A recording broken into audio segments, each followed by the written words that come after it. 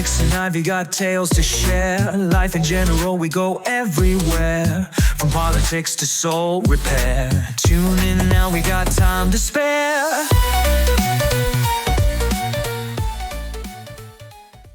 Welcome back, everyone. Ready for another deep dive? Today, we're exploring Hindu astrology. Oh, cool. Yeah, specifically through the Hindu Book of Astrology, written back in the early 1900s. The early 1900s, wow. I know, right? By a guy named Bakti Sa. Bakti Sa, okay. He called himself get this, a Hindu mystic and yogi living in New York City. A Hindu mystic and yogi in New York City. It's a fascinating combination.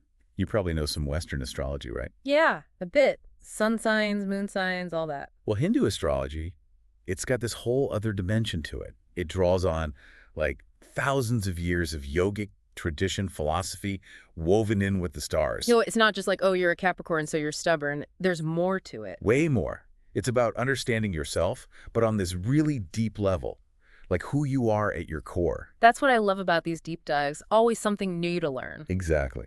Yeah. Now, what struck me about Bakti Sa, he doesn't just jump into, like, the planets and signs. Right from the introduction, he's laying down these, like, profound yogic principles. It's the foundation of his whole approach. So it's like, before you look at the stars, you got to understand how your mind, your actions, all that shapes your reality. Exactly. And he hammers this point home.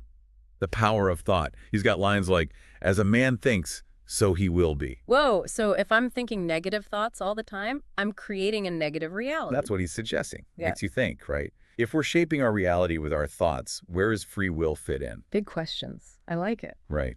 And then hold on, he throws in another concept. Divas. Divas, like famous singers? Not quite. More like guardian angels, Yeah. from Western traditions. These unseen forces working to, like, guide us, protect us. So there are these forces out there we can't even see influencing our lives. That's kind of spooky. It is.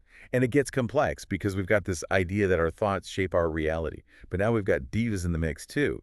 So how does Bakti Sa put these two together? Well, he doesn't say it's one or the other. It's more like this delicate dance between our own choices and these unseen forces, you know? Yeah. Like we're co-creating our lives, part us, part the universe, part maybe these divas. Wow, co-creating our lives. I like that.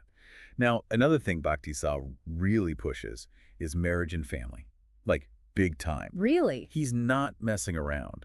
It's not just, oh, it'd be nice to settle down. He's saying it's, like, essential for true happiness, a fundamental building block. Interesting. I wonder if that's a reflection of the time period or something more universal. Could be both. But I think it goes deeper than that. It reflects this core Hindu idea of interconnectedness. Yeah. We're not meant to be alone. Right. It's about connection, partnership, being part of something bigger. Exactly. Okay, so we've got this big picture, right? Thoughts matter, unseen forces, connection is key. Now let's get into the individual signs. Bakti Sa, he breaks it all down. What, like strengths and weaknesses for each sign? Strengths, weaknesses, paths to success, how to find happiness. He mixes the astrological insights with yogic advice. So he's not just saying, oh, Leos are attention seekers. He's saying, here's how to channel that Leo energy in a positive way. You got it.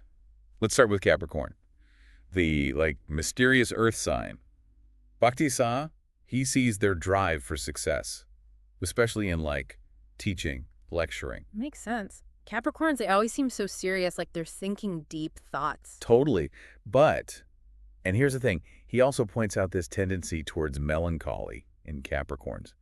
Why do you think that is? They've got the drive, they're successful. Why the sadness? Maybe they're overthinkers, always striving for perfection, never feeling like they've quite reached it. I can see how that could lead to melancholy. That's what Bakti Sa suggests. They get so caught up in ambition, worry, that they forget to, enjoy the moment. That's deep. Right. And his advice for Capricorns, cultivate patience. Don't get all up in other people's business. And, this one's interesting, find solace in music. Music, like listening to it, playing it. He doesn't specify, but it's like he's saying music can help them tap into this deeper sense of peace. Cool. Okay, so what about Aquarius? What's their deal? Aquarius, the independent air sign. Bakti Sa describes him with these, like, up and down moods. Mood swings. Kind of. Capable of huge joy, but also prone to, like, bouts of sadness. He's really big on Aquarians being self-reliant. Don't fall into laziness, he warns. Gotcha. So own your stuff, Aquarians, and get to work. Right. And here's where it gets wild. He talks about Aquarians having this, like, magnetic, hypnotic power. Yeah. especially when they're calm. Like they can just walk into a room and everyone like, whoa, it's Aquarius. It's that kind of energy. Yeah. He's suggesting they can influence people just by being present. Have you ever felt that from someone? Oh, yeah, for sure. Some people just have that presence, You're drawn to them. Exactly. And Bakti Sa is encouraging Aquarians to tap into that inner strength, that stillness. It's about knowing when you feel powerful and then, like, making that your default setting. I think so. Okay, let's move to Pisces, the compassionate water sign. The fish, always swimming in their feelings. Bakti Sa calls it their love nature, this deep desire to help others. But he's got a warning for them, too. Don't get tangled up in worry and anxiety. Yeah, I can see that. Pisces, they feel everything so deeply, they could easily take on everyone else's burdens. Right. And so he suggests they find peace in nature and music, like a way to balance their own emotions. Find your calm, Pisces. The world needs your compassion. I love that. Okay, ready for Aries, the fiery one. Bring on the fire. Bakti Sa highlights their ambition, that Aries drive, but watch out for that temper. Yeah, Aries can be a little hot-headed sometimes. He's not wrong. He really stresses generosity for Aries, channeling that energy outwards. Don't bottle it up. Put it to good use. Makes sense. And he brings up this concept of a dual nature in Aries. Dual nature, like two sides to them. Yeah, and it's not just an Aries thing. It's this idea that we all have, this inner conflict, the good and the maybe not so good. The angel and the devil on our shoulders. Exactly. So for Aries, it's about controlling those impulses. That fiery energy can be amazing, but gotta direct it the right way. Okay, I'm getting the picture. Control the fire, Aries. Okay, on to Taurus, the sensual earth sign. Taurus, they love the good life, right? Good food, good company, all that. You know it. Bakti Sa Good. points that out, their love for indulging. And he's like super clear. Self-control is key for Taurus. Don't let those good times turn into bad habits. Right. He's also got strong opinions on respecting women.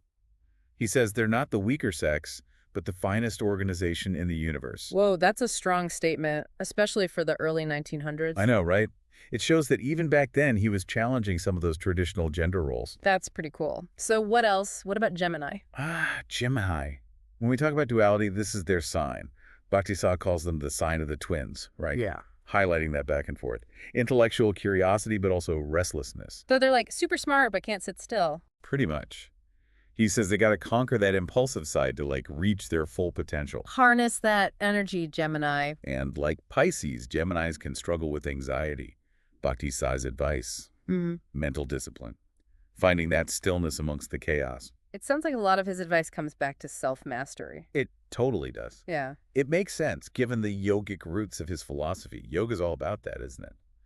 Self-awareness, controlling your thoughts, finding that inner peace. Yeah, totally. It's like no matter what your sign is, we all got to do the inner work. So much to think about already, huh? What's standing out to you so far? It really is fascinating, like how he takes these old yogic principles and connects them to the signs. Right. It's not just personality stuff. It's like deeper forces we're all dealing with. And how to work with them to find more, harmony and fulfillment. That's it. It's like he's giving us this roadmap, but it's personalized for each sign. I like that. Personalized roadmap. Speaking of Bakti Sa's take on Cancer, it's interesting. He describes them as, well, our moody water sign. Moody. Oh, come on. Cancers aren't that bad. He says they're prone to restlessness and self-doubt. Okay, maybe a little moody. He actually suggests they need to, focus their energy on one thing and cultivate silence. Yeah. To overcome that, moodiness. That's kind of funny, telling someone who's restless to be still. Right. But I think Bakti Sa is getting at something deeper. Cancer, it's ruled by the moon, right? Yeah. Emotional sensitivity. Yeah. So finding that inner peace, it's crucial for them to navigate all those feelings and make clear decisions. Makes sense. Quiet the outside noise so you can hear yourself better. Exactly. He also has specific advice for Cancer about travel. He thinks it can be really good for them. Oh, like getting out of their comfort zone. Yeah. Broaden their horizons, all that. See, that does sound good for Cancer. A little push to grow. He connects it back to that need for security, emotional connection, travel. He can push you out of your shell. Yeah. Expose you to different ways of life. It's like challenging those assumptions you have about the world. Exactly. Okay, now contrast that with Leo, our natural-born leader. Leo. Always got to be the center of attention. Bakti Sa points out their generosity, their strength, but also this tendency towards laziness. Laziness? Really? I always thought Leos were go-getters. They can be, But he suggests they overcome that laziness by cultivating, get this, a philosophical mindset. A philosophical mindset. What's that? Like reading Plato by the pool? I think it's more about tapping into their inner wisdom, that capacity for deep thought, and using that to guide their actions, inspire others. So not just being in charge, but leading with wisdom. Exactly. He even hints at their potential for, like, clairvoyance, intuition, adds a whole other layer to them. Whoa, psychic Leos. That's cool. Makes you wonder, do you think certain signs are just like better at certain things? Interesting question. Bakti Sa definitely suggests each sign has its own set of strength potentials.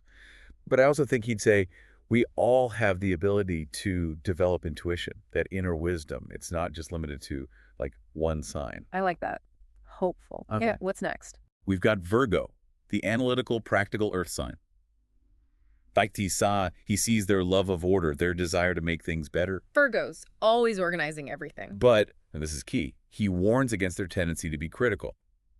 They can focus too much on other people's flaws. Oh yeah, Virgos can be a bit judgmental. I've known a few. He encourages them to turn that critical eye inward, self-improvement, not criticizing others. So use those analytical skills to help, not hurt. Right. It's about channeling that Virgo energy in a constructive way. Got it. Okay, how about Libra? Always got to keep things fair and balanced, right? Libra are balanced and just air sign. Bakti Sa highlights that, their love of fairness, harmony, but watch out for impatience. He sees that in them too. Impatient. Really? I always thought Libras were so chill. They can be, but they want things to happen, like now. He also notes their potential for success in, like, business and finance. Oh yeah, that tracks. Libras are good at making things work smoothly. And here's where he gets specific. He tells Libras, dress well, pay attention to appearances. Interesting. So it's not just what's on the inside that counts. It's like he's saying, for Libra, aesthetics matter. Projecting that image of balance, refinement, it's part of their success. Makes sense when you think about Venus ruling Libra. Beauty, harmony, all that. Exactly. Okay, now we get to Scorpio. Uh-oh, the intense one. Intensely magnetic, powerful. Bakti Sa is not shying away from that. He notes their potential for passion, but also those challenging emotions, anger, jealousy. Scorpio's got to learn to control those emotions, right? Or it's going to be a bumpy ride. He really emphasizes self-mastery for Scorpio. Like, learning to channel all that intensity is crucial. It's like they've got all this power, but they got to figure out how to use it for good. It reminds me of what he said about that dual nature. For Scorpio, it's even more, like, pronounced. Potential for great things, but also... For, like, going off the rails. Yeah, it's about recognizing that shadow side and, like, integrating it, becoming whole. Deep stuff. Okay, last one, right? Sagittarius. Sagittarius are earnest and honest fire sign, always seeking knowledge, adventure. The Archer. Always aiming for something. He talks about their intuition, their ability to, like, predict things. But, like with some others, he warns about impatience.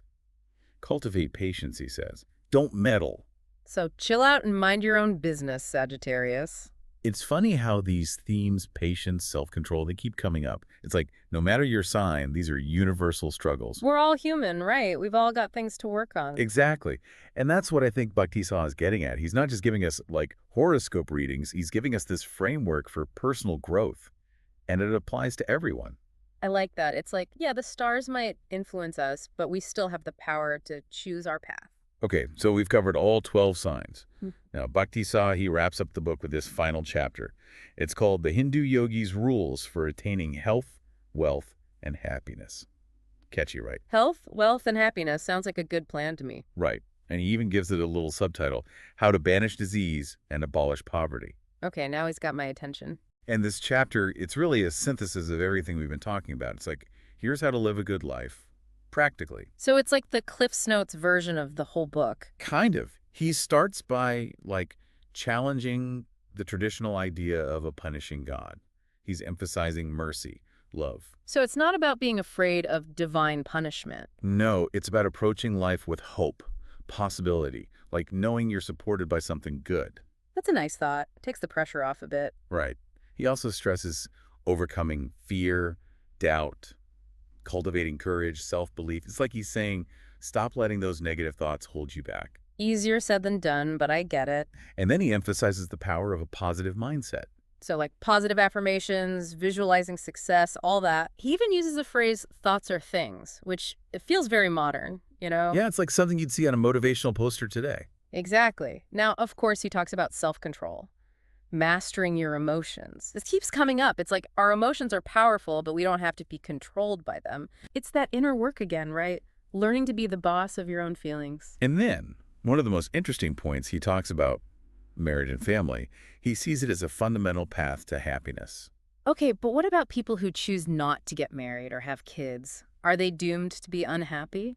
I don't think he's saying that. I think it's more about the importance of connection, partnership, creating a sense of belonging. Yeah, like finding your tribe, whether it's family or friends or community. And remember, he even said women are the finest organization in the universe. He was really ahead of his time on that one. Absolutely. Okay, so Bakti Sa also gets into this world of like occult science. Occult science.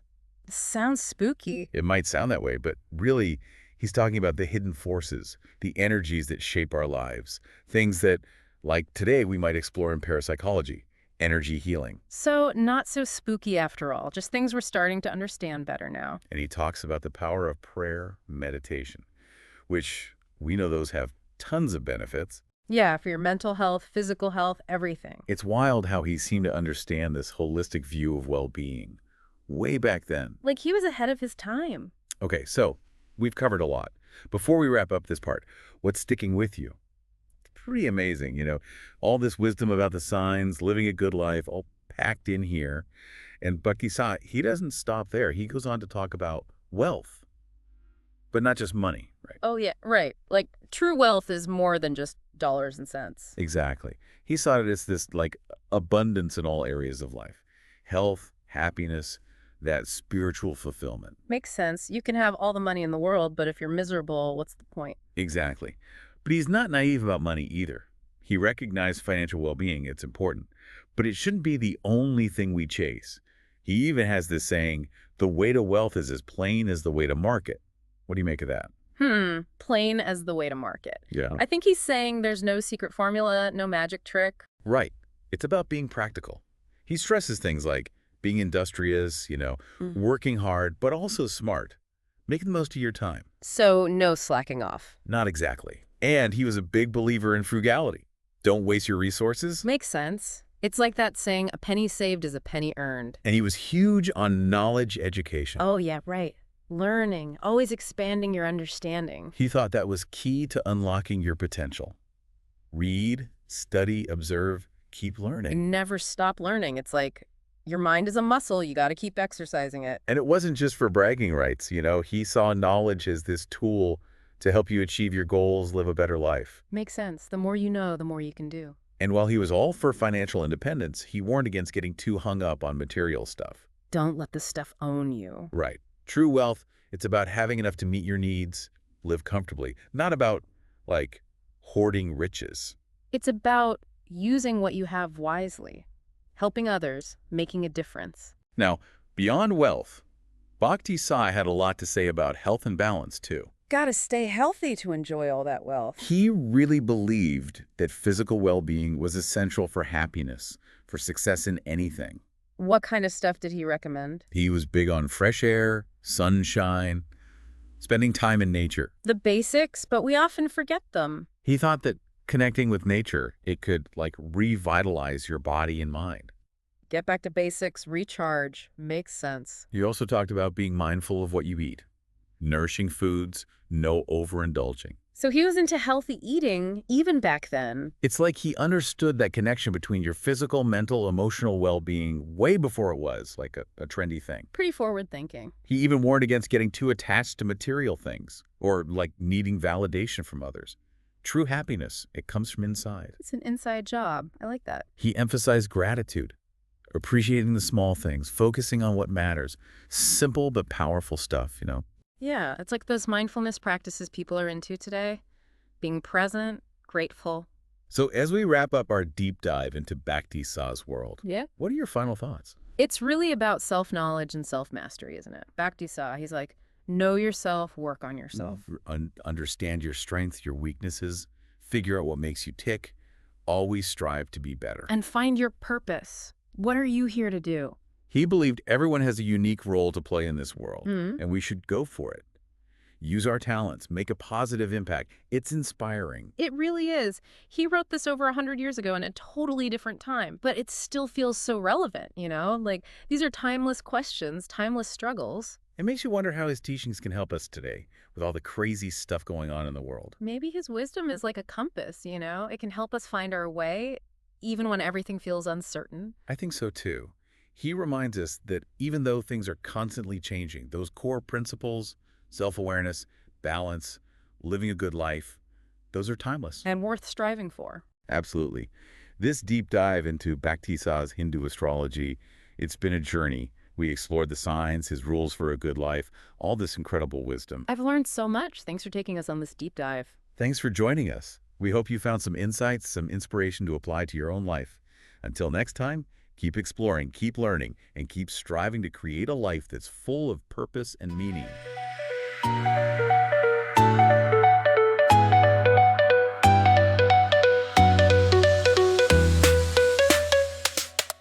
Alex and Ivy got tales to share.